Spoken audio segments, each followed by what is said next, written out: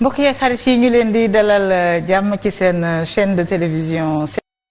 ñuy jéggalu ci retard bi nga xam ne accusé nañu ko dans la diffusion de cette émission en direct Actualité oblige. Ce matin, on a retransmis une conférence de presse de la coalition Yewwi Askan Wi. Il n'y avait pas Ousmane Sonko et donc on était bien curieux de savoir Ousmane Sonko lan mooy posture am par rapport à ce qui s'est passé et c'est pour cela que ñu proposé leen la retransmission de sa déclaration en direct. Alors actualité oblige également ñu fas yéene nag dalal ci plateau bi un membre du parti Pastef les Patriotes. Il s'appelle Ngagne Demba Touré. Ngagne Demba Touré nag moom ci 2022-2023 bi la def son apparition dans le débat public, en tout cas ci la ñu ko gën a ràññee waaye tamit ñu gënati ko ràññee quand il a fait une déclaration à l'occasion de l'installation d'une cellule de Pastef au niveau de Mermoz. Mu defoon déclaration ñu ko doon woowee la fameuse al dawa, mu doon terme boo xam ne dafa def irruption dans la vie politique. Mbir mi nag soulever polémique yu bare bari. Alors il va nous expliquer sa compréhension wala sa perception de ce terme bi nga xam ne nag nit ñi dañoo jàppoon ne quand il disait nañu le projet de Pastef va au-delà de la consécration politique avec l'élection présidentielle de 2024 dañoo bëgg a jël nit ñi ci jaamu seeni morom yóbbu leen ci li nga xam ne moom mooy les vrais principes. Donc ban perception la ci am moom Ngagne Demba Touré nag il est greffier au niveau du tribunal de grande instance hors classe de Dakar. Naturellement il est diplômé du centre de formation judiciaire du Sénégal, spécialiste en sciences politiques et relations internationales. Il est également juriste spécialiste des ressources énergétiques et minières. Au niveau de Pastef nag, à l'image de Ngouda Mboup, il est membre de la haute autorité de régulation de Pastef les Patriotes, membre du mouvement des cadres patriotes, également secrétaire général de la section communale Pastef de Grand Yoff. Il s'agira beaucoup de l'idéologie bi nga xam ne moom moo sous-tendre les termes détenus politiques, désobéissance civile bi nga xam ne Ousmane Sonko woote na ko te mu réitéré ko, le droit à la résistance. Mais dinañu décortiquer toute l'actualité autour du dialogue politique avec en ligne de mire la posture d'une partie des membres de Yewwi Askan Wi, en l'occurrence Barthélémy Diaz et Khalifa Sall. Alors ce matin, vous l'aurez tous remarqué, à Yewwi on essaie de ne pas trop appuyer sur la plaie.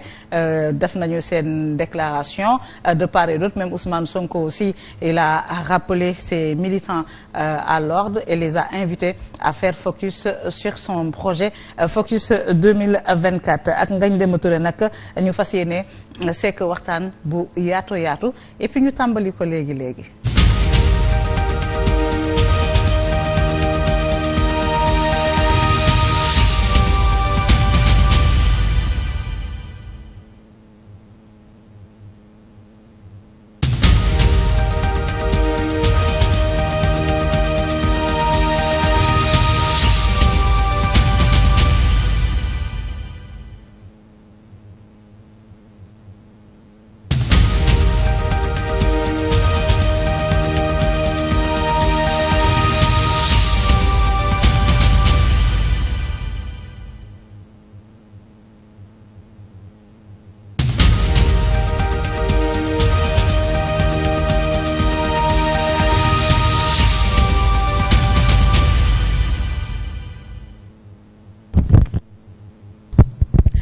ñu leen di jaajëfal et puis di jaajëfal suñu invité du jour Ngagne Demba Touré. Ngagne Demba maa ngi lay nuyu di la fay et puis di la jaajëfal ci sa teewaay. waaw maa ngi lay nuyu di la ziar di nuyu waa kër gi yëpp muy 7TV di nuyu aussi sénégalais yi ñu suivre yëpp ci biir réew mi ak ci bitim réew. alors Ngagne sànq seetaan nañu la sortie de Ousmane Sonko sortie boo xam ne def na ko gannaaw bouleversement yu bari yoo xam ne am na fi diggante semaine dernière ak tey yow en tant que militant lan nga retenir ci sortie boobu. waaw li ma ci retenir li ci jiitu mooy un leader boo xam ne il est toujours égal à lui-même su ma nee toujours égal à lui-même mooy c'est un homme politique nouveau bi ñu ngi koy seetlu ci récurrence communication boo xoolee bëgg démb wax na muy dimanche bi guddi tey mu waxaat mooy situation bu mu di xew dina fexe leeral askanu Sénégal dina fexe leeral ay militants ay sympathisants mooy du am rupture dans la communication avec les militants et les sympathisants et avec les Sénégalais en général. Deuxième bi mooy retenir naa ci aussi un leader boo xam ne mat na leader parce que dafa diriger parce que ci anglais leader mooy ku diriger boo diriger li ngay woote yaa ciy jiitu loolu sax lañuy wax différence entre leader ak manager xeex bi muy woote principe yi muy woote valeur yi muy prôné da ciy jiitu Sénégalais yi topp ko si tey bu ñuy xool projet bi ñu nekk buy am koo xam ne moo ci consentir plus de sacrifice mun nañu ne moom la ci jëmmam ci liggéeyam ci alalam ci famem ci réputation am ci lépp lu jëm ci ay droits civils ak politique am donc loolu laa retenir li ci togg nag mooy loolu mooy dans la forme mais dans le contenu mooy substance bi mooy teg nañ curseur fi ñu ko waroon teg mooy am le sens des priorités parce que loolu mooy différence entre peuple yi ñun épisodes yi ñuy dund nii ci jafe-jafe des épisodes sombres tey ñu naan la Ngor selon les chiffres officiels am na ñu ne benn mort boobu mu confirmé na mais am na ñu naan 2 ba 3 mort ñu ngi xaar ba xam loolu dina confirmé wu yeneen peuples yi dund nañu yooyu mais lu tax tey loolu kenn ñemewu ko def Norvège kenn ñemewu ko def Suède bu amee États-Unis adduna bi yëpp ku nekk di sukk say oom ci suuf nga gis ay Sénégal ay artistes ay ministres ay journalistes ku ci nekk di sukk sa oom ci suuf tey Sénégal 2 bakkan faatu na kenn sukkul oom ci suuf. mais quand même les 3 morts ne sont pas confirmés. il y a non fu may waxee. 3 morts dafa tuuti. événement mars yi 4 bakkan faatu nañu y a pas d'enquête li may wax mooy liy différencier peuple yi mooy am le sens des priorités am le sens de l'histoire bañ a nekk un peuple amnésique bu xeex taxawee nga xeex ko pour l'histoire pour bu ëllëgee li taxoon xeex boobu am dootul amati. alors lan ngay sous-entendre foofu que le peuple sénégalais amul le sens des priorités. war nañ ko c'est un peuple amnésique loolu nga bëgg a wax. dañu war a maanaam tey am na loo xam ne c'est un langage tabou boo xam ne ñun Pastef dañu ko rompre avec sénégalais yi mooy ñun bu ñuy waxtaan ak sénégalais yi dañuy tenirante un discours de vérité gis nga livre solution bu président Ousmane Sonko déggoon nga bi livre bi génne am ku génn ne Sonko nee na sénégalais yi dañoo tayal sénégalais yi amuñ éthique fekk dafa waxoon ci livre bi mu ne Sénégal li ñuy théoriser yenn valeurs yi ay éthique ay valeurs ay ngor ay dignité ay fullaak fayda ay nangoo liggéey ay am jom mu ne amul peuple bu ko théoriser autant mais bu ñu xoolee à l'épreuve de la pratique tesee ne si suñu côté duggal ci administration publique comme privée loolu mooy liy dëgg loolu dañ koy waxante bu ñu ñëwee sénégalais yi xeex yi ñu war a xeex ci l'histoire am na ci lu bëri loo xam ne taxawee wu ñu ko woon kaaw Mamadou Dia mu ngi fi Cheikh Anta Diop mu ngi fi woon tey décembre 1962 su fekkoon ne xeex yi ñu fa waroon mëne nañu ko tey du ñu am une démocratie boo xam ne on a un président de la république comme un empereur omnipotent te loolu ginnaaw bi ñu rendee Mamadou Dia nañu changé constitution bi en 1963 jël président de la république def ko jë te Sénégal melul woon noonu donc xeex bi ñu xeexul woon foofu moo tax tey président de la république ñeme après loolu mu def Sénégal parti unique muy Senghor xeex yi ñu bañoon xeex foofu moo waral après loolu président de la république Abdou Diouf ni mu organiser élection 83 ak 88 xam nañ ni mu toll xeex yi ñu waroon xeex loolu moo tax un président de la république ñëw ñeme ne wax naa waxet jëm 3e mandat xeex yi ñu waroon xeex moo tax tey un président de la république boo xam ne moom lu musul am depuis le multipartisme intégral mooy lan non seulement yow ki acteur politique daf la bëgg a vider de sa substance le sens de ton existence mooy lan réduire la à ta plus simple expression baal ma rek parce qu'un acteur politique pouvoir lay chercher pour gouverner pour wax gis-gisam ci réew mi doxal ko soo ko nee mënoo bokk élection te loolu c'est devenu un système boo xamante ne c'est érigé en règle de gouvernance au Sénégal gis nga xeex yi ñu xeexul woon 1962 bàyyi ma sama logique analyse non ci xeex boobu laa bëgg non may ma yeggali rek parce que 1962 xeex yooyu ñu bañoon a xeex moo waral tey loolu di ñu rattraper en 2023. alors loolu moo waral may wax ne nañu am le sens des priorités nañu am le sens de l'histoire. alors est-ce que mën nañu décréter ne pour un peuple pour un pays qui a 60 ans d'indépendance est-ce que mën nañu après li ñu traversé yëpp est-ce que mën nañu décréter ne on ne s'est pas assez battu xam nga 62 c'est vrai xam nga quand il y a un détachement de l'histoire chacun a sa façon de lire les choses mais 62 le pouvoir aurait pu tomber entre les mains de l'armée bu amul Mamadou Dia bu doxeewul woon nenn ni Senghor bu doxeewul woon nenn ni dégg nañ récit bi yëpp même dans la douleur Mamadou Dia dafa am lu mu teg ci kanamam muy l'intérêt suprême de la nation ñu ñëw ci année 80 yi est-ce que mën nañu tamit ba tey décréter ne on ne s'est pas battu quand Abdoulaye Wade s'est opposé de 1974 à 2000 et quand on a pu écrire les plus nu mu tudd les lettres les plus importantes de la démocratie sénégalaise est-ce que mën nañu ne sénégalais yi xeexuñu quand en 2012 Abdoulaye Wade kii au lendemain de l'élection de 2007 mu toog mu ne mandat bi mooy sama dernier mandat pare naa ci mu ñëw 2012 mu ne waxeet sénégalais yi wan ko ne ñoom du ñu nangu waxeet mu dem élection ñu fal Macky Sall est-ce que mën nañu ne sénégalais yi xeexuñu quand dans ce pays-là Macky Sall chaque jour ñu tegal ko une déclaration rappeler ko li mu waxoon ci wàllu mandat je pense que c'est exagéré de dire que les sénégalais ne se battent pas est-ce que yéen jaawatlew leen combat de principe yi nga xam ne moom le peuple sénégalais bi war di mener ak yéen ñu épouser seen combat parce que parfois j'ai l'impression que quand on n'épouse pas votre combat on ne se bat pas on n'est pas courageux. léegi mën naa tontu. waaw pare nga. est-ce que man dama wax ne sénégalais yi musuñu xeex. non pas musuñu xeex. non ils ne se battent pas écoute-moi parce que bi ngay wax dama la déglu. est-ce que dama wax ne sénégalais yi musuñu xeex ñun waa Pastef ñu bëri si ñun musuñu def politique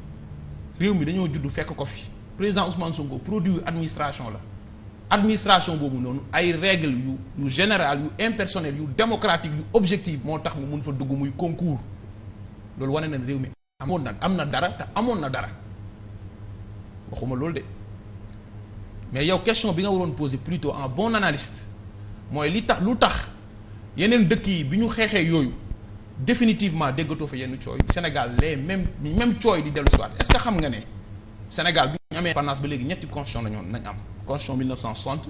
bu 1963 ak constitution bu 2001 li am ci diggante yëpp ay révision constitutionnelle la comme référendum 2016 bi constitution bu 2001 boobu ba léegi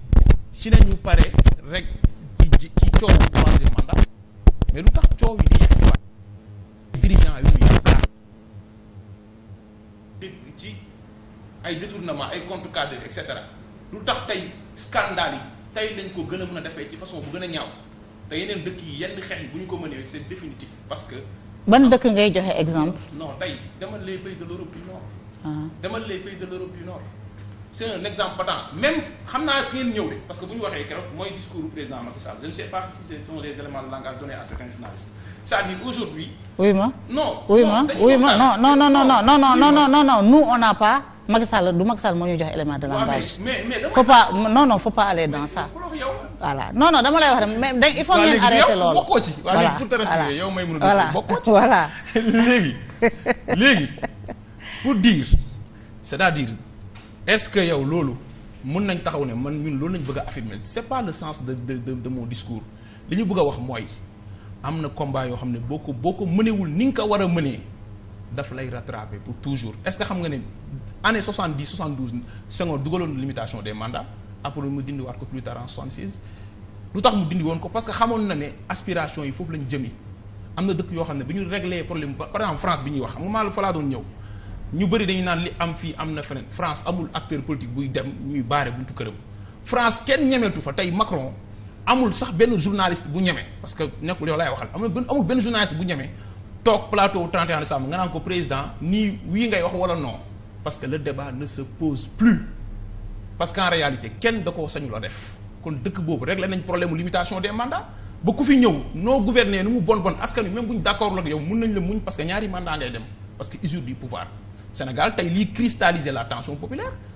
mooy problème limitation des mandats problème troisième mandat limité nañ ko ci constitution mais kii naan man mën naa ko def wala mënu ma ko def ay nitam di questionner sax pertinence troisième mandat donc xeex boobu noonu xeexaguñ ko définitivement foofu laay waxee. c'est la classe politique peut-être la ñu war a incriminer parce que le peuple à chaque fois que la question s'est posée le peuple def na li ko war xam nga la société civile les médias les Sénégalais ñoom ñoo poussé woon Abdoulaye Wade vers l'adoption de la constitution de 2001 mu nekkoon l'aspiration profonde des Sénégalais pour une démocratie profonde. Tout à fait. ñu dem ba 2007 2008 ñu commencé manipuler constitution bi Abdoulaye Wade amul commencé ñàkk jàmm ak ñi nga xam ne ñoom ñooy sénégalais yi boo seetloo mandat Macky Sall 2019 bii tension bi ca premier jour ba la commencé la tension s'est accrue quand Macky Sall a dit ni oui ni non. donc bon? Sénégalais oui. Comment? La tension par exemple ban plateau la toog ne ni oui ni non. la tension. plateau 31 décembre 2019. 2019 est-ce que ci 2020 bi da nga gis tension bu am à cause du troisième mandat. non waxuma ci plateau bi laajal Macron ba xam tey bu xëyoon je parle du débat poser ce débat je parle du débat politique tout le mandat de Macky Sall a été marqué par ce débat là donc est-ce que du classe politique bi la ñuy incriminer parce que ku ci ñëw toog nga jël les règles du jeu vicier ko def ko mu épouser les contours de tes ambitions et des intérêts de ton parti et de ton clan. Est-ce que c'est pas la classe politique qu'il faut condamner? Qui a incriminé le peuple pour qu'on me dise que c'est la classe politique qu'il faut incriminer? Le peuple n'est pas incriminé. Peuple dañuy waxtaan ak moom dañ koy yokk jom gis nga Erdogan ca Turquie 2016 bi coup d'état amee mais dafa taxaw woo peuple am parce que kooku moo am souveraineté su ñuy woo peuple parce que dañ koy delloo yelleefam parce que dañ koy delloo moomeelam foofu la ñuy waxee waxuñu dañ koy incriminer classe politique bi mooy premier responsable en réalité li nga wax dëgg la. parce que ñoom nañu teg ci instance yi pour yenn débat yi Sénégal dépassé ko te loolu élégance républicaine la loolu sens démocratique moo koy wane mais loolu da nga koy laaj ñi nga xam ne gouverner nañu ba pare. mais et puis yéen vous qui nous dites oui il faut mener certains combats mais yéen depuis 2 ans votre combat est cristallisé par autre chose que le débat autour de la candidature da ngeen koy wax nii rek mais taxaw leen def ko fulla mën ko seen combat. ci leen yow la nga tuddee combat par exemple. non seen combat maanaam concrètement ban acte mooy combat. seen combat seen action tout le débat est cristallisé ci lépp ci leneen lu dul waxi mandat. waaw léegi dafa am ñaar parce que fi ngay ñëw fi nga war a jëm man mën naa fa anticiper c'est-à-dire li nit ñi di def consentir ci ay efforts pour participer ci élection yi.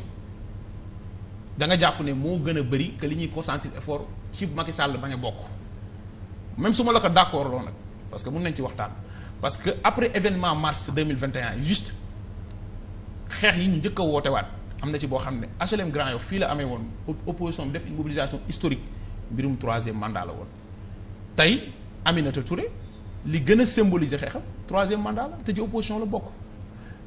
kon loolu mun nañ ko relativiser mais su ma la ko nanguloon sax c'est très pertinent xam nga lu tax pour 2 raisons première raison bi mooy actuellement troisième mandat président bi waxul ne dina ko def même su dee posé na acte yi ñu gëm ne da koy def alors que ñi ñu jug pour xàññeen ñu bokk posé nañ acte pour xàññeen ñu bokk muy benn.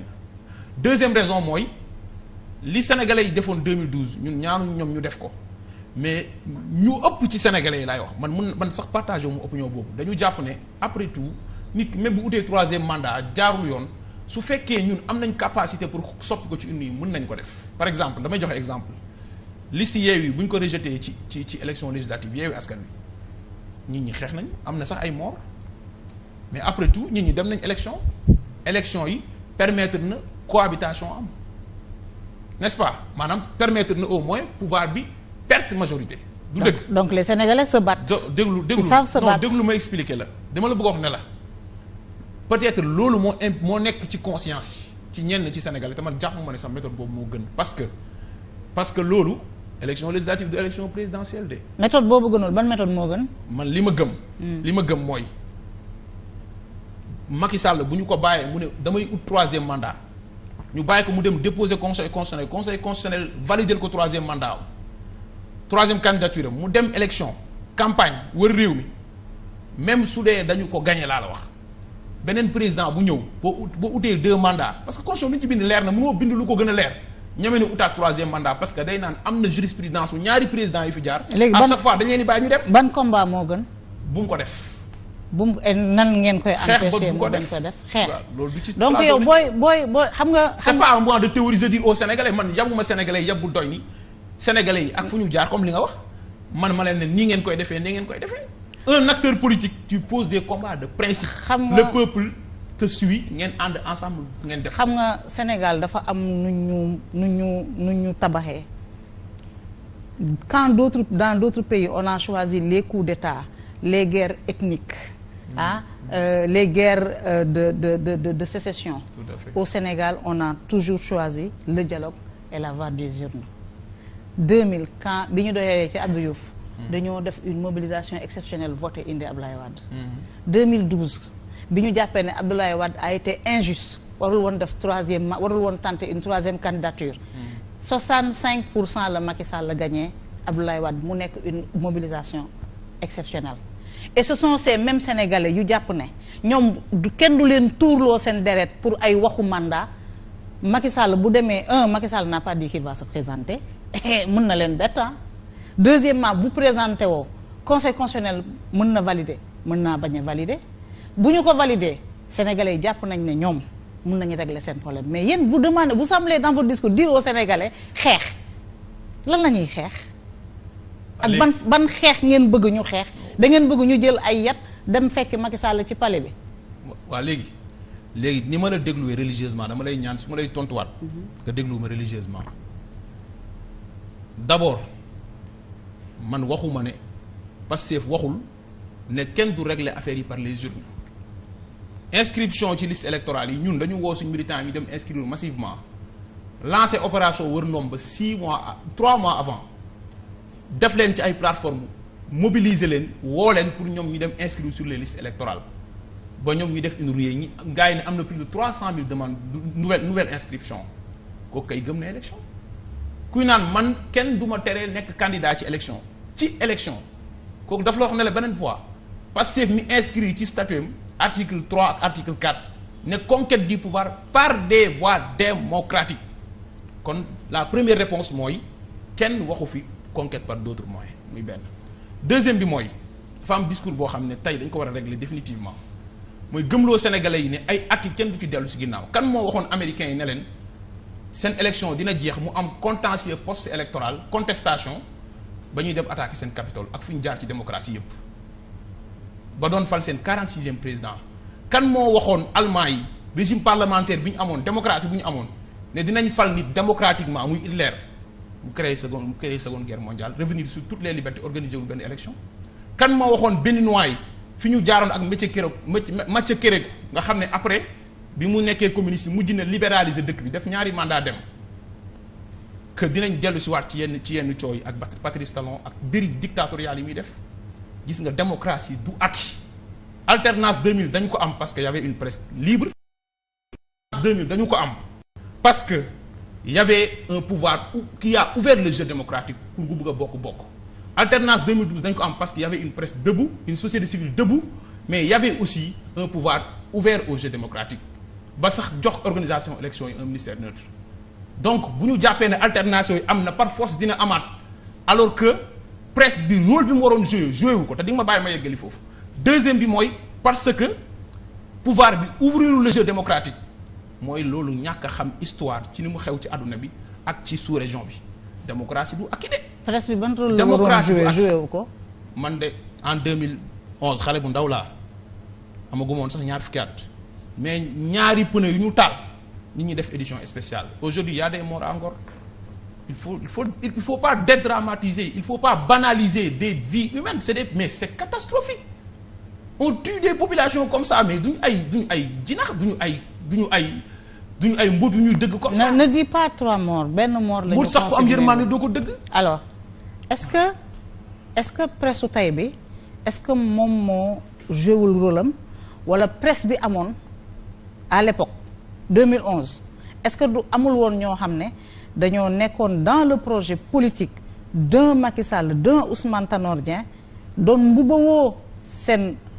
mbubu journaliste et puis doon acculer le pouvoir de Ablaye Wade. mën na nekk parce que yow yaa ma gën a xam. dara ci presse mën naa la ko nangul mën na nekk sax mais l'un dans l'autre amul benn dëkk buy am manifestation yi am ngor ci fin wu koor geeg léegi bakkan rot si te nit ñi duñu ko dramatiser. amul benn dëkk buy am plus de 300 détenus parce que y a 257 à Dakar il y a à peu près une cinquantaine à Ziguinchor et il y a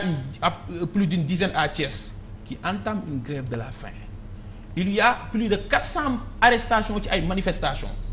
mais ça mérite des éditions spéciales à n'en plus finir parce que c'est une situation d'exception parce que c'est une situation dramatique. alors xam nga loolu nag mooy Ousmane Sonko am na presse am Ousmane Tanor Dieng amoon na presse amul presse Macky Sall amoon na presse bu mu doon ruux l'un dans l'autre. non j'ai jamais loolu dit ça mérite non ça mérite gis nga Maïmouna c'est-à-dire il faut je crois que président waxoon na la ko ci livre solution bi nga ñëwoon poser ay questions yu pertinentes c'est-à-dire ne la presse bi c'est un pan entier de la société ni ñuy waxee ci secteur yëpp di ko wax ci administration maintenant liggéeyuñu di ko wax ci force de défense et de sécurité di ko wax ci magistrature di ko wax ci assemblée nationale nga xam ne ñooñu mais c'est une institution di ko wax ci président de la république mais lu tax duñ ko wax ci presse bi ñaareel bi mooy bu ñu koy wax ci presse bi parce que dañu xam ne vitrine la boo xam ne liñ ci bëgg suñu ko amee wala yegg ci benn niveau bu ñu ko amul à 100% sax wax dëgg yàlla mun nañu valoir beaucoup de satisfaction dans l'éducation populaire dans l'information mais mu jouer son rôle d'alerte parce que nag la presse ñun ñoo ko moom ñun sénégalais yi parce que c'est un service public yow mii booy tijji tey groupe de presse concession dañ lay jox concession mooy ñun ñoo ko moom mais dañ la concéder nga exploiter loolu moo tax ñuy subventionner suñu presse. donc lu tax ñun amuñu suñu mot à dire. vous avez votre mot à dire. voilà ci ni presse bi di doxee mais reconnaissez aussi que am na lu ñuy dund en 2023 Sénégal mosu ko dund presse bi mosu ko jànkonteel autant ngeen mën a taxaw ngeen ne dafa am une presse qui se tait sur les dérives de Macky Sall autant mën nañu taxaw ñu ne et ça c'est moi actrice de la presse qui le reconnaît ñu ne am na une presse boo xam ne dañoo choisir seen camp ñeneen ñi choisir seen camp ba ñi nga xam ne ils décident de rester professionnels on les traite de lâches. et man mi nekk ci biir loolu man maa koy concéder mais le débat c'est pas autour de la presse bien que dama lay nangul li nga wax ci presse nga ne des éditions ce qui se passe à Ngor est dramatique actuellement ñu ngi nekk fi di def émission les jeunes de Ouakam sont en train de se battre avec les gendarmes affaire bi mu ngi def effet de contamination liñ ci war a def ñiñ ko ciy def peut-être que c'est pas assez bu doyul mën nañ ko dolli mais nous demander de faire des éditions spéciales parce que on a arrêté des jeunes vous dites souvent détenus politiques qui n'est pas détenu politique est-ce que des yu ñu arrêté ñuy saccager le magasin non voilà. est-ce que des gens yu infiltrer une manifestation di commettre des actes de vandalisme bëgg a empêcher aux citoyens de circuler librement est-ce que ñooñu ay détenus politiques léegi ma laaj dara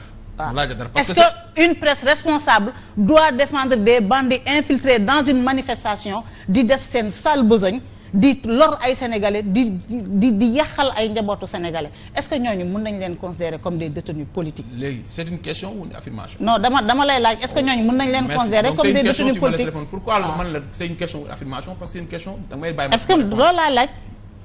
dama lay laaj est-ce que Bassirou Diomaye Faye parce que dama lay citer te mu la jëlaloon tous les détenus parce que Pastef xam na tous ces détenus assistance juridique bi ci waroon à l'interrogatoire de flagrant délit def na ko assistance sociale bi ñu ci war a def mu ngi koy def à travers ces structures nationales et locales. alors non bàyyi ma noonu. bàyyil ma jox la signification détenu politique dinañ déggoo. non un prisonnier politique yow yaa ngi posé question. xaaral ma jox la ñu déggoo. xaaral ma jox la nga ñu caractériser lan mooy détenu politique. Un prisonnier ou un détenu politique est une personne emprisonnée ou en résidence surveillée pour des motifs politiques qui font eux-mêmes l'objet d'évaluations subjectives pour chaque situation.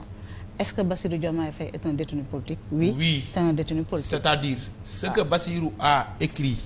su bokkul woon Pastef nekk responsable politique kenn du ko ci jàpp. Un détenu politique loolu du débat parce que bu la neexee nga distinguer ko selon ñaar yëpp te boo ci def ñaari sens yooyu nga koy firé. boo ci jël naar gis nag si li ma doon wax sànq parce que kenn ki moom mu ci génnee un détenu politique moo ko jël si ñaari sens premier sens bi mooy acteur politique bu ñu topp rek c'est un détenu politique sens boobu mënul wëy acteur politique bu demee nax nit lekk xaalisam c'est pas un détenu politique détenu politique mooy koo xam ne appartenance politique am moo tax ñu koy topp. ou ses mais nag ou ses opinions politiques. maintenant appartenance wala opinion politique am wala posture am wala ay ambition politique am bu dee moo tax ñu jàpp ko dans tous les pays où détenu politique am na mais pouvoir bi xanaa kon ne dama laa jàpp pour tes appartenances politiques ou pour ton idéologie ou pour tes idées pouvoir bi toujours dina indi benn couverture juridique toppee la dara donc loolu moom il faut que ñu d'accord. ci mais da ngeen war a dissocier. vous avez quand même intérêt à ne pas appeler tout le monde détenu politique. li dafa am loo laajoon lu am solo ci ñi infiltrer manifestation loolu nga wax man du ma basé wu ci ay infiltrer nañ fii infiltrer nañ fële gis nga tey képp ku woote manifestation opposition ñi infiltrer la yow yaa njëkk a am intérêt ci ñooñu ñu xam leen topp leen traduire leen parce que ça yow lay lor parce que bu ëllëgee pouvoir bi ne menace de trouble à l'ordre public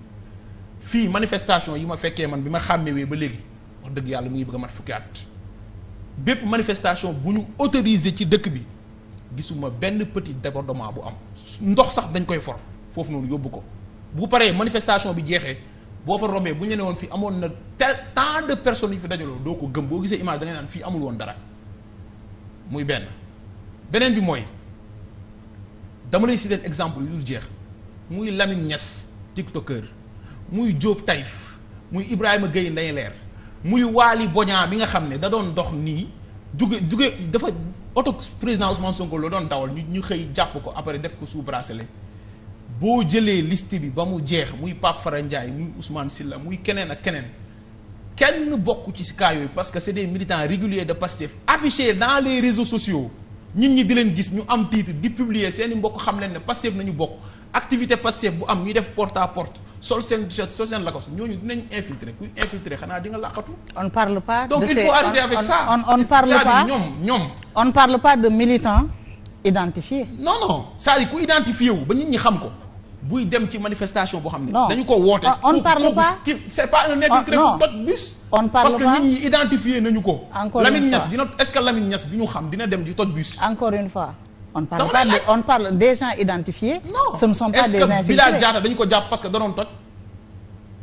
alors je veux que le débat ne soit pas aérien je veux que le débat soit pratique concret. alors infiltrés ak ñuy def acte de vandalisme ce ne sont pas des gens identifiés connus et reconnus dama la ne détenu politique dafa am ak bandit. léegi kon yow yaa ngi évolué léegi yaa ngi évolué. non xaaral c'est-à-dire yow li nga bëgg a wax mooy léegi maag yow mais laisse-moi parler su ma d'accordoon ak yow. laisse-moi parler xam naa fi ngay parce que li nga laisse-moi parler am na ñu ñu jàpp pour des délits d'opinion politique. et de position. voilà et de position. et d'acte. non am na ñu ñu jàpp pour des délits d'opinion politique. et am na ñoo xam ne jàpp nañ leen parfois man journaliste je me demande lan lañ leen jàppee.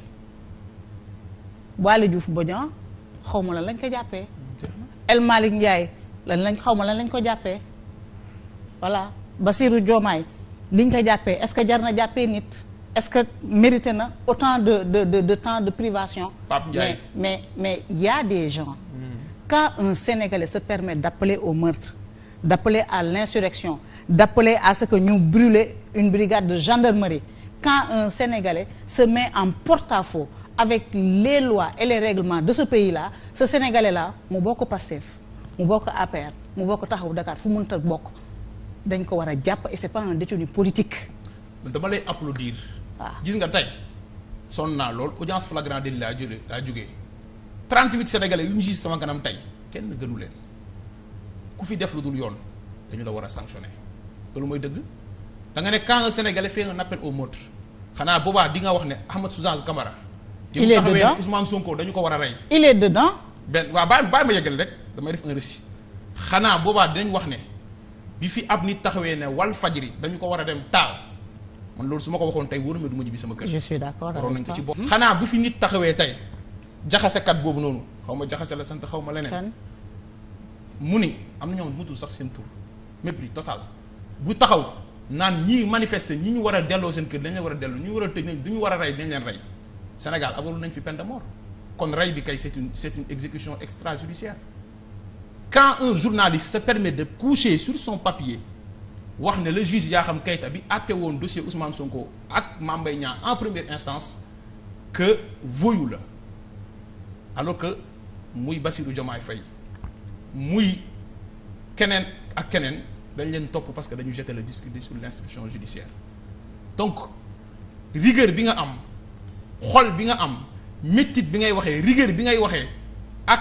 fit bi ngay waxee ci sénégalais yi toj oto jàmbur nañ leen sanctionné d'accord naa ci ak yow parce que man samay nit ak ñu ñëpp ku nekk am ñi am nañ oto ñi am nañ kër ñi am nañ place samay mbokk ay commerçant nañ donc loolu c'est pas un problème même rigueur bi ngay am ci ñële bu ñu ko defee te su boobaa dinañ xam ne defkat yi xam nañ leen ñiy trafiqué faux billets xam nañu leen. ñi saaga magistrat yi bu ñu jëlee décision bu leen arrangé wul xam nañu leen. ñi toog ci conférence de presse naan président Ousmane Sonko dinañ taal këram nit ñi xam nañ leen ils sont identifiés. mais xam nga dara fekku leen ci loolu nag wuy ma loolu nag mënul am ci réew ak risques yi muy am ci réew mi yëpp nit ñi duñu ko sànq duñu ko dénoncer ñu toog ci côté bële ay nit bu ñu génnee manifester ñu ne c'est des casseurs c'est des personnes qui commettent des actes de vandalisme wane ne nañ leen mate. Non mais c'est pas comme ça. mais xam nga parce que encore une fois loolu du lu fi bees de. le problème de Sénégal l'équité tey lamb rek su fi amee football muy match équipe nationale muy nawetaan dina am ku ci laxasu sàcc téléphone portable dina am ku ci laxasu këf saagu jigéen dina am ku ci laxasu agressé nit. mais xam nga le problème mais loolu taxul événement yooyu ñu bëgg a questionner la quintessence ou l'opportunité ou même la pertinence wala la légalité de faire ces événements. Donc les actes politiques que nous fa nga war a yóbbu réflexion bi. Pourquoi on en arrive à des Sénégalais comme nous di poser yenn actes yooyu noonu su boobaa dinañ xam ne amul benn dëkk boo xam ne c'est déplorable nag gouvernance yaa ngi koy jaay teg ci jaay doole lu dul ne loolu lay jur comme résultat loolu xanaa ñi ñu toog bàyyi la te loolu kenn souhaité wut Sénégal di mel noonu mais nag. xam nga tey doxalin bi moo indi loolu. donc yow boo alarmé wul ci source yi. ci cause yi nga bëgg a alarmé wu ci conséquences yi. xam nga mais franchement doo régler dara. xam nga am na boo gisee aujourd'hui la justice sénégalaise est mise en mal wala elle est soupçonnée. ce problème d'équité elle n'est pas soupçonnée. non xaaral ce problème d'équité là se pose c'est-à-dire ni ñuy xoolee un citoyen fu mu mënta bokk bu defee délit bu waxee loo xam ne dafay mettre en mal la cohésion la sécurité la stabilité de l'État mu bokk fu mu mënta bokk dañ ko war a jàpp et je vous le concède il y a des gens qui sont proches du pouvoir qui sont à la paire yoo xam ne ils ont fait des déclarations qui méritaient une interpellation et qui circulent librement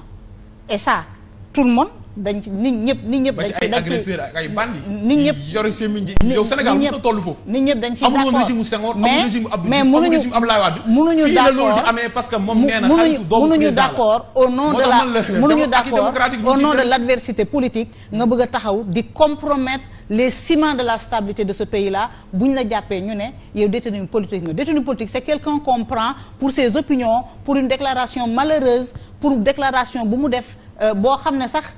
le fondement est subjectif mais détenu politique du koo xam ne dafay def appel à l'insurrection du koo xam ne. nga tudd la mooy insurrection. appel à xamoo luy insurrection. yow yaa ko tudd. vous qui êtes spécialiste en relations internationales. waaw la mooy insurrection. quelqu'un qui appelle les Sénégalais à sortir et à s'en prendre aux institutions. non c'est pas ça l'insurrection. moo tax ma laaj la ko xam naa ne mën nga bañ a xam réponse moo tax nga waxee. non mën naa bañ a xam non si parce que gisuma ko fi def ko opposition. mais tous les jours. parce que ni nga ko définir du noonu. c'est pas ça l'insurrection mooy. tous les jours déedéet c'est pas ça l'insurrection. insurrection mooy wax ne nañu daaneel nguur léegi. mais s'en prendre aux institutions. waaw déglu ma tous les jours déglu ma su fekkee loolu bu amee dañ leen war a sanctionner sévèrement ki fi taxawoon ne bu président waxee ne gagné na dinañ ko déloger. kooku kon du nekk président ko noonu tëj nañ ko ci kaso bu yàgg. non waxuma genre appel parce que c'est possible jusqu'à non waxuma genre appel non si ce sont des gens qui s'organisent non président bu defee lii dinañ ko déloger il faut qu'il sache que nous sommes capables de mobiliser des centaines de milliers de jeunes pour aller le cueillir du palais. ça peut c'est un appel à l'insurrection te Macky Sall moo ko defoon 2011. ça peut il faut le dire ça pouvait mériter. waaw kooku nekk président au Sénégal tey nga ne benn jeune bu bindee benn poste bu xaw a ñurul loolu rek nañu ko traité de terroriste tëj ko ci kaso bi 20 ans. ça pouvait mériter. une interpellation mais à l'époque l'opposition allait ruer dans les brancards pour dire que dañoo bëgg a museler un adversaire politique loolu moo tax quand les hommes politiques le font les gens font la sourde oreille. waaw léegi jamono jooju ñu ne. ko nanoon laal dañuy naan acteur politique la boobu dañ ko bëgg a rendi tey bu amee ñu ne non du acteur politique lii banditisme la dañ leen war a sanctionner parce que day laal les ciments. appel à l'insurrection bokk na ci je parle pas de déclaration. est-ce que xam nga si justice par exemple bokk na ci des gens qui s'organisent mettre en péril la sécurité des Sénégalais. xam naa ne di mënoo ci dindi dara parce que factuel dama lay wax est-ce que xam nga ne on est en phase parce que programme bu yoonu yokkute bu Macky Sall en 2012 ba muy wax ci justice daf ne mise sous tutelle de l'exécutif et instrumentalisée par le président de la République lan moo fi bees ba tey boo ko waxee ñi da ngay jeter le discours sur l'institution judiciaire. alors ñu avancer léegi alors Ousmane Sonko dafa woote woon désobéissance civile réaffirmer na ko te mu ngi réaffirmer son appel à la résistance. yow ban compréhension nga ci am ak yow nan ngay matérialiser cet appel là. non c'est pas à moi de matérialiser un appel en tant que Ngagne Demba entité personnelle c'est-à-dire Ngagne Demba personnellement c'est aux Sénégalais yi ñu woo ci loolu ak ñi si jiitu nag mooy ñu bokkal langue politique muy suñuy militants suñuy sympathisants ak sénégalais yi ànd ak ñun ci combat pour la justice parce que foofu naa fa taxaw tuuti c'est-à-dire xeex pour Khalifa Sall nekk candidat xeex pour Ousmane Sonko nekk candidat xeex pour par exemple docteur Abdourahmane Diouf bu ñu ko téye ci parrainage du xeex pour personne yooyu xeex pour élection jaar yoon la parce que élection mooy askan wi am na ko mu dénk kàddoom kooku juróomi at yu ne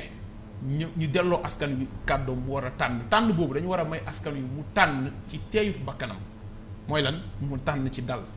mooy mu tànn ku mu bëgg a tànn naam dina am ay règles du jeu lépp gis am na ay règles du jeu mais bu ñu teg système boo xam ne dañ lay filtrer carrément may mu ne est-ce que xam nga dara ñun ñëpp nañu xam ne képp kuy sénégalais yu am ay ambition tey ñun bañ doon jàng classe ku dañoo laaj mën a je vais être président de la république ambition yooyu noonu dañ na ci réew mi ndax lan réew mi pour nga judd ba am 30 ans te doo def infraction nga tey ko nga bañ ko tey dafa jafe ak réew yëpp parce que jeunesse ku ne dina ci jaar parce que beneen affaire bi mooy est-ce que xam nga ne ci loi am na lu ñuy wax les infractions non intentionnelles ay faits yoo xam ne bu la dalee même boo ko tayulee tu tombes sous le coup de la loi dama lay jox exemple l'homicide involontaire ou les blessures involontaires tey boo doon dawal sa oto man boog ma doon dawal sama oto tayuma ko ma mbëkk benn nit mu faatoo fa wala mu gaañu wee fa ay infraction la yoo xam ne dès lors que gaañu na ci blessé na ci wala mu faatu ci infraction yu constitué ne le défaut de maîtrise c'est une contravention c'est des infractions sa oto obstacle bu mu am loo mbëkk dès lors que yow contrôlé woo sa oto selon le code des contraventions comme si difficulté yi nga am nga mën a contenir sa oto l'infraction elle est constituée da nga ciy gis tribunal ku ñu ci tëj 3 mois ferme ñenn ñi 6 mois sursis 3 mois sursis seen dossier. léegi loolu xam nga mën na dal ku ne tayoo ko est-ce que war nañ yegg ci système électoral boo xam ne loolu bu la dalee n'importe quelle infraction noo waratoo bokk élection ma yeggali sama raisonnement pour wax la ne la loolu bu amee ci suñu corpus juridique en matière électorale mooy ñu ngi sape principe participation élection kon askan wi ñu ngi leen di nangul ñu tànn seen teeyu bakkan loolu askan wi suñu koy xeexuñ ko parce que Maïmouna Ndour Faye moo war a bokk élection xeexuñ ko parce que président Ousmane Sonko bànneexu bakkanam la même ñun ñu nekk Pastef xeexuñu ko pour Ousmane Sonko de parce que en réalité bu faluwee dañu ko fal pour ay principes ak ay valeurs ak benn gis-gis boo xam ne vision la moom lay tabax mais su traduirul vision boobu ñu jël suñu ñi jël seen responsabilité juste pour te dire que même ñu nekk Pastef xeexuñu ko pour une personne waxuma la ak yeneen sénégalais yi nga xam ne dañu war a mun tànn seen teyu fi bakkan ñuy dugal seen loi yi naan la bu ñu la defee amende 200 000 mënatoo bokk élection yooyu bu ñu koy xeex c'est des combats pour la démocratie il faut que mais est-ce que façon combat bi Ousmane Sonko di woote est-ce que c'est un combat démocratique parce que Ousmane Sonko keroog ci nemmeeku tour bi Morolan la nekkoon xawma il disait ñu ngi chanter le refrain boo ko laalee mooy wuyu xale boobu et il semblait dire aux jeunes yéen a war a protéger le projet et ni muy waxee protéger le projet moom jàpp na ne comme 2021 gars yi dañoo war a génn xeex jaayante ko ba duñ ko tere mu dem élection parce que pour le moment à moins qu'il ne fasse un pourvoi en cassation et que mu am ci ndam il est inéligible mu ngi dem ci procès avec Adji Sarr le 16 mai ci ni muy waxee ci appel bi muy def waruñu taxaw di xaar ñu koy jaarale ci épreuve yooyu yëpp parce que dañoo war a protéger projet bi est-ce que façon xeex bi muy wax xeex combat démocratique la. mais lii laa la raisonné avant nga may poser question bi combat démocratique da nga koy analyser ci combat bi su aboutiree baax na ci démocratie waaw wala déet c'est-à-dire xeex pour réew mi toll foo xam ne du ñu tere nit mu bokk élection ci ay naxa sa këndëng ci ay waxi caaxaan. donc bu jaree xeex war nañu xeex bu fekkee ne baax na ci démocratie loolu nga bëgg a wax. non parce que. bu fekkee ne ça permet de faire avancer les choses loolu nga bëgg a wax. ko boo nee combat pour mooy yaa ngi ñëw ci objectif wala nga ñëw ci finalité wala ci résultat bi. et il faut se battre. mais yow boo nekkee yow may mun a lan nga bëgg gis nga loolu c'est le lieu de le dire à tous les fonctionnaires de la justice et à ceux qui ont l'impérium à ceux qui jugent que gis nga lii tax tey sénégalais bu nit duggee ci boutique am jël alalam mu ñëw porter plainte lii tax bu jigéen bu ñu ko gunduxatalee ci néegu séyam mun a ñëw def demande en divorce lii tax tey nit bu ñu ko naxee ci alalam mu mun ñëw saisir tribunal parce que dafa jàpp ne foofu la mën a régler mbiram mooy la justice institutionnelle publique mais bis bu ñu demee ba justice boobu nit ñi gis ne régleetul seen problème c'est la justice privée mooy waral ngay gis yenn quartier yi bu ñu jàppee sàcc yi dañu koy dóor dañaan ñu bëri dañaan boo ko bàyyee boo ko yóbbee tamit kenn du ko sanctionné. donc boo leen jàppee gis nga li ma bëgg a wax foofu. li ma bëgg a wax foofu mooy nan nga bëgg nit ñi def su fekkente ne un acteur politique comme président Ousmane Sonko digganteem ak justice ñaar la lii jugee ci justice jëm ci moom wala ci citoyen ak lii jugee ci moom dem ci justice lépp lu jugee ci moom dem ci justice lu mu demande ñu débuté ko ci lépp luy jugee ci justice jëm ci moom dañuy violer ak ay àqam ay yelleefam may mun a man ak yow yëpp ki jàng droit ki jàng droit ñëpp xam nañ ne en matière correctionnelle président Ousmane Sonko obligé wul dem tribunal yaa ngi ci yoon bi coo am ne waa léegi damay ñibbi sama kër je ne suis pas obligé d'aller au tribunal ñëpp di gis vidéo yi nga ne ko par force da nga koy yóbbu tribunal ñëpp xam nañ ne en matière correctionnelle délai d'appel yi 1 mois la nga enrôler l'affaire bi avant les délais d'appel ñëpp xam nañ ne nit ki nga xam ne cité wuñ ko à personne maanaam yëgal ko à personne par huissier ne ko ñëwal mu jot këyit bi ci loxoom te ñëwul benn yoon ci audience bi muy comme en matière comme appel bii mu amoon ñëpp xam nañu c'est un jugement par défaut nga ñëw ne parce que moom siw na xam na ko jugement défaut réputé contradictoire la pour bu mu exercer voie de recours bu ñuy wax opposition ak leneen ak leneen ak leneen nit kooku noonu yëpp nga mais kooku ban moyen la am parce que wóolu yoon moo tax muy saisir yoon wóolu yoon moo tax doyen des juges woo ko ne ko kaay nga wuy si ma mu ñëw wuy si wax na ko keroog rappelé na ko musul bañ a soumettre à la justice lu dul bi mu yëkkatee ne am naa immunité parlementaire te bi ñu ko yëkkatee malgré que procédure bu jaalu yoon dafa dem wuy ji kooku li mu war a defal justice de ce pays yëpp def na ko da nga koy xool ci yeneen sénégalais gis Ousmane Sonko moo am aura bi mu am mais ñun parfois nga dajeek ay sénégalais yu fekk ci bureau yi wala ci tribunal yi ñu ñëw di défier justice devant les cours te xam nañ ne bu ñu ko defee dañ leen topp outrage et cetera di leen ci tëjaat mais dañu koy def parce que dañu sës parce que dañ leen di def loo xam ne parfois du yoon. donc il faut nga nangul nit ñi ne. dans tous les pays du monde nit ñi boo leen xaalalul yoon yi ñu leen di joxe seeni droit te justice moo war a garantir droit yooyu mais naturellement yeneen moyen la nit ñi di jël parce que moo fi sës. et moyen boobu te gënul leen yow tey ban sénégalais la gënal manifestation yow gis ngeen may mën a nu méttee suba ngay xëy ne damay poser acte de manifestation pouvoir bi ne dala ko tere. mu leer la ne boo génnee fii lacrymogène mu ngi lay xaar ak ni mu safee mu leer na ne boo génnee fii sa bakkan mun nga ko perte sa liberté mun nga ko perte te nga waroon dellu sa kër bàyyi fa sa njaboot bàyyi fa sa papa bàyyi fa sa yaay bàyyi fa sa soxna nga am sa liggéey mun ko see jaaree ñàkk da nga foog ne dafa neex si ñii ñu koy def nii. donc le minimum mooy même si suñu partagé wul seen combat mooy ñu compatir le minimum mooy ñu respecter leen parce que li ñuy def neexul mais dañoo sës. donc si je te comprends bien. comme da nga joxe kaawu femme bi bëgg a divorcer wala ki ñu sàcc alalam bu fekkee yéen da ngeen jàpp ne justice mënatu leen jox solution la et donc vous allez choisir le moyen d'autres moyens bu dul les circuits réguliers les circuits normaux maanaam dem ci justice lu mu la may nga jël da nga jàpp ne nañ choisir yeneen moyens comme naturellement tout le monde gis nga tey yow miy bailleur mi am sa kër nit dëkk fa nga loué ko muy jouir des locaux te fayu la nga def commandement ne ko fayal mu fayul dans les 30 jours nga saisir yoon pour ñu expulser ko nga am sa titre de propriété nga am sa titre exécutoire li ñuy wax titre exécutoire maanaam sa décision nga ne da nga ko war a expulser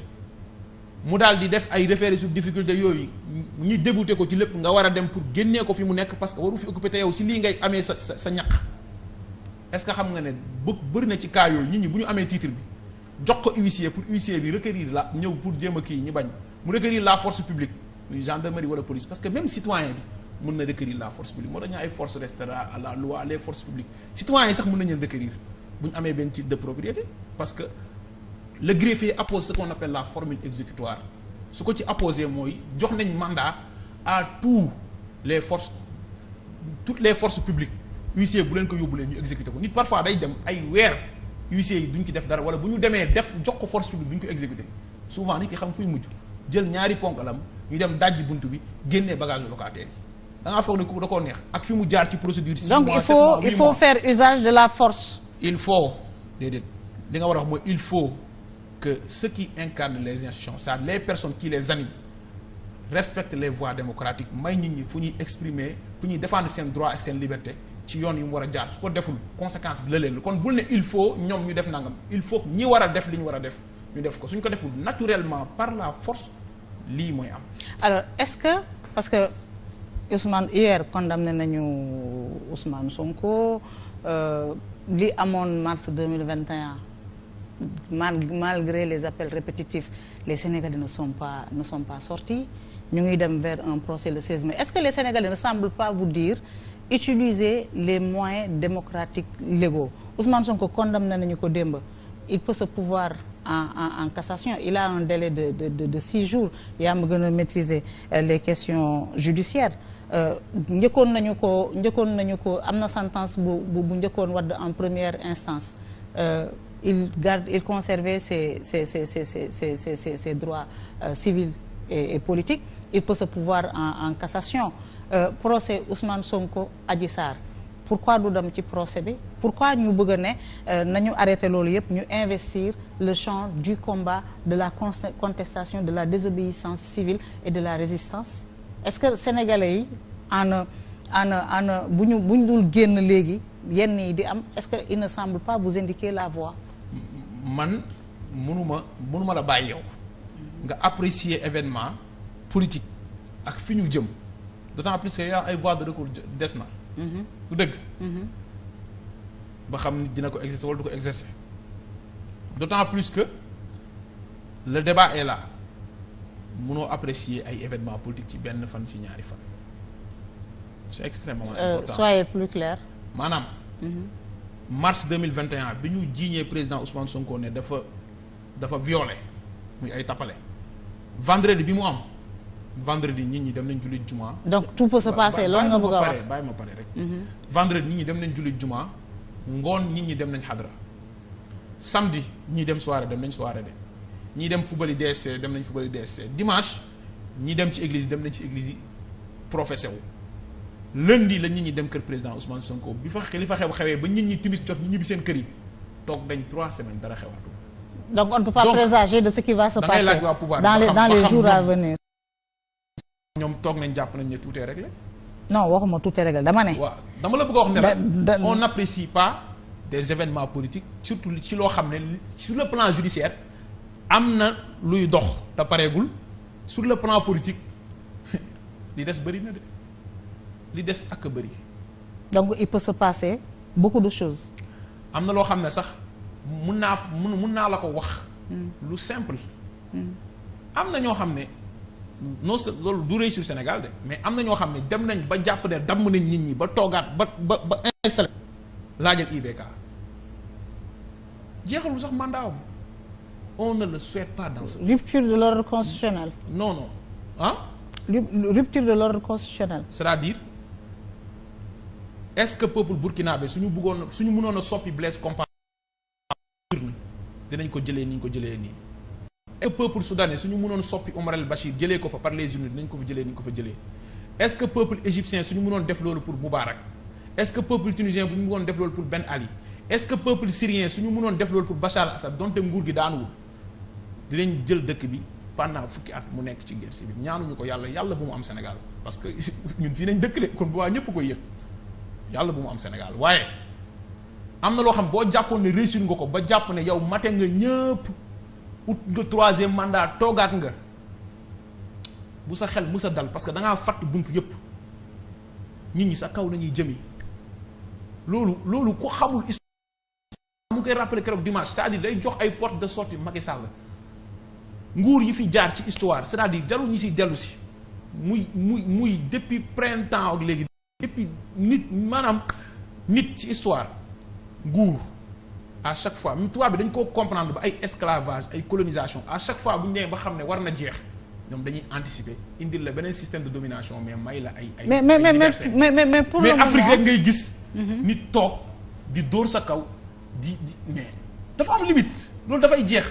tey la suba la gannaaw suba la semaine bii di ñëw la fii ak 2 ans la mais dafay jeex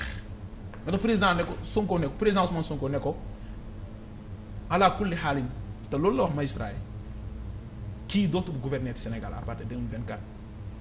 te loolu wax jooju gars yi décortiquer guñ ko de ça mérite des réflexions ça mérite des émissions pour ñu xam ne mais boo jàppee ne réussir nga ba jàpp ne waaw force RSD à la loi félicitations boobu la yeneen méthode de lutte yoo xam ne kenn ñaanu ko te kenn digalu ko peuple bi mun nañ fa dugg. te loolu mais pour le moment benn Sénégalais. xam nga da ngeen nekkoon ci dynamique bu Yewwi Askan bi ngeen teg seen charte wax ci ni ngeen di demee local ngeen dem ça s'est mal passé ngeen wax si ni ngeen demee législative ngeen dem ngeen mettre la majorité le pouvoir perdre la majorité la majorité absolue ba a été obligé de faire des concessions pour mën a faire passer certaines lois ci seen charte bi wax ngeen si sax ni ngeen di demee élection 2024 avec un programme minimal commun mais dafa mel ni tey seen bloc bi dafa fissuré wu yéen pendant que vous parlez de désobéissance civile et de résistance au niveau de Taxawu Dakar on parle de dialogue aujourd'hui l'analyse le constat qui se dégage c'est que de plus en plus vous êtes isolés et scellés beaucoup de vos adversaires de vos amis de l'opposition partagé wuñu yoon bii ngeen bëgg a jël. loolu pour jàngat ko dañuy taxaw ci ñett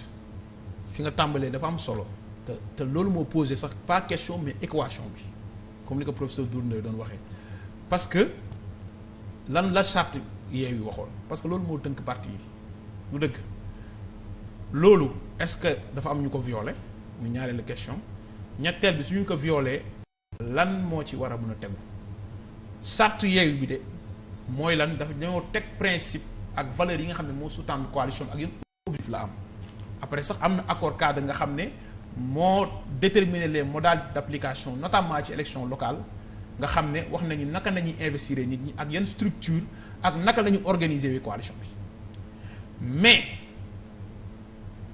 charte bi principe yi mu tegoon daf ci bokkoon par exemple na képp ku nekk ci coalition bi nga abstenir maanaam nga tënk sa bopp nga bañ di poser bépp acte de compromis ou de compromission individuelle avec le pouvoir. De s'abstenir individuellement. De tout acte ou propos visant à jeter le discrédit. Non, avant boobu. Alors, de s'abstenir individuellement de tout compromis ou compromission politique avec le régime de Macky Sall. C'est la partie D de la charte. Alors, c'est la partie D de la charte. Attends, j'y arrive. De s'abstenir individuellement de tout acte ou propos visant à jeter le discrédit sur la coalition ou de toute attaque contre un membre de la coalition, la violation d'un des engagements ci-dessus par un membre de la coalition l'expose à des sanctions. foofu laay ñëw donc lii lañ wax lii bokk na si lu ñu wax donc bu nit poser un acte xam nga compromis ak compromission bokkul yow xam nga ko compromis accord la boo xam ne ay concessions mutuelles la lu tax ñu ne individuellement mooy compromis bu Yewwi taxawoon déterminé décidé na day dem dialogue même su dee du ko décidé wu ko acte collectif la mais kenn amul droit acte individuel nga ne da ngay dem dialogue lii c'est clair c'est dans la charte c'est noir sur blanc dama ko commencé lire nga yeggalil ma ko compromission nag moo gën a garaaw boobu moom mooy nga jaay say valeur pour am ay gains individuels lii du man Ngagne Demba Touré membre de Pastef maay apprécier ba xam nit def na ko wala defu ko ban acte lan la charte bi wax ban acte la ñu posé parce que ñi koy apprécier ñaar nañ originairement ki koy apprécier mooy peuple bi ñoom ñi ngi seetaan ils ne sont pas dupes am na ñu fi nekkoon 2011 dajaloo woon ci Benno Siggil Sénégal ñi ñëpp jox leen bopp am na yenn actes yi bi ko ñenn ñi posé Sénégalais dañoo tourner le dos tànn ñeneen candidat ñoo xam ne pourtant ci pouvoir bi nañ jógee ba ñoo ñu nekk président de la République muy Macky Sall peuple bi mi ngi arbitré xam na muy benn ñaareel bi mooy ñu koy apprécier mooy structure yu yeew yi te nag il y a la conférence des leaders Habib Sy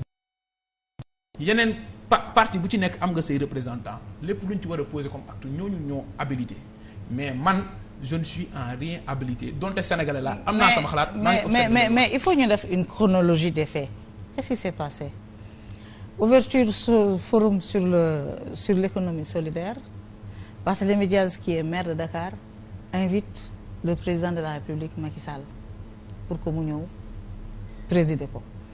ci mbir moomu il y a eu des salutations brèves disent-ils tous entre il y a eu Macky Sall Khalifa Sall Habib Sy Soham Wardini Barthélémy et la toile s'est emballée waa Pastef commencé yéen a commencé Pastef commencé. Ah bon? commencé waaw affaire bi jaxasoo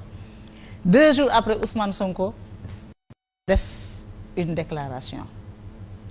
mu ne am na leader Yewwi bu dem gisi Macky Sall ay côté le 25 bi mu demee gisi ko ba ñëw wax na ko ne Macky Sall nee na juge bu Pastef la dinañu rattrapé wu ci appel bi beneen wax bu mu wax mu ne dialogue bi. C'est pour combattre Ousmane ñiy dem ci dialogue bi dañoo bëgg a combattre Ousmane Sonko isolé ko xool nuñ koy barrer le chemin te auparavant Khalifa Sall waxoon na ne il est favorable au dialogue est-ce que du Ousmane Sonko moo tijji attaques yi balaa muy am réplique de l'autre côté après dinañ ñëw nag ci charte yeewu bi concernant ni ngeen war a demee dialogue wala ni ngeen war a waxtaanee am Macky Sall mais est-ce que du Ousmane Sonko moo tijji front bi. Encore une fois ñun ñëpp ay acteurs politiques nañ gis nga Yewwi bien que dañuy wax coalition politique la parce que am na ay objectifs politiques yi mu am mais c'était mis sur pied dans un contexte électoral te coalition boo xam ne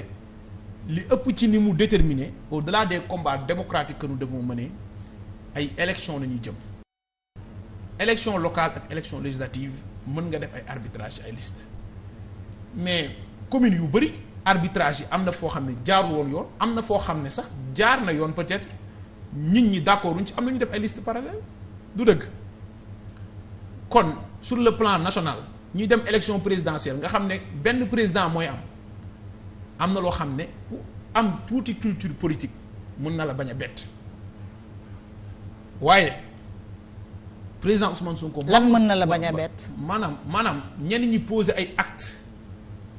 yoo xam ne d'échappée solitaire. yow yaa ko tuddee noonu. parce que man je ne qualifie pas parce que je ne suis pas habilité te dama nekk ci parti bu organisé mënuma jël ay samay xalaatu bopp wala loo xam ne sax teguma ko fenn parce que xawma le fond. rek ne nii laa ko gisee mais l'un dans l'autre président Ousmane Sonko lu mu wax loolu laa gëm am na fu mu ko teg. am na loo xam ne nag. li mu wax ne dialogue bi c'est pour l'isoler. loolu nga gëm mais yow bu fekkente ne y a une coalition et dans la coalition mais qu'est-ce qui est lan moo gën a représenter coalition bi c'est l'Assemblée nationale où il y a un groupe parlementaire des députés de la coalition je pense que le meilleur moyen pour que xeex yi ñuy def yëpp pour ñëpp am libre participation démocratique ci élection yi mais c'est de modifier les dispositions anachroniques du code électoral L29 L30 qu'est-ce qui justifie d'autres moyens? Qu'est-ce qui justifie d'autres moyens? D'autant plus que la charte de la coalition demande à tous les membres de la coalition ñu abstenir ci compromis individuel. Ça doon defoo compromission ko say valeur mais amuloo pour di def compromis individuel. mais donc bu fekkee président Ousmane Sonko li mu wax foofu la ko basé parce que politiquement wax naa la ban yoon moo gën a logique mooy fi nga xam ne fa dañ dajaloo am groupe parlementaire ku ne am fa say député. mais Barthélémy nee na li mu def yëpp Ousmane Sonko a été informé il n'a pas contesté Khalifa Sall a été informé ñoom ñaar ñëpp kenn contesté wul. loolu Barthélémy Dias ngay laaj fan la ko teg wala nga woo Ousmane Sonko wala nga bind ko nga laaj ko Barth wax dëgg la wala dëgg sénégalais yi.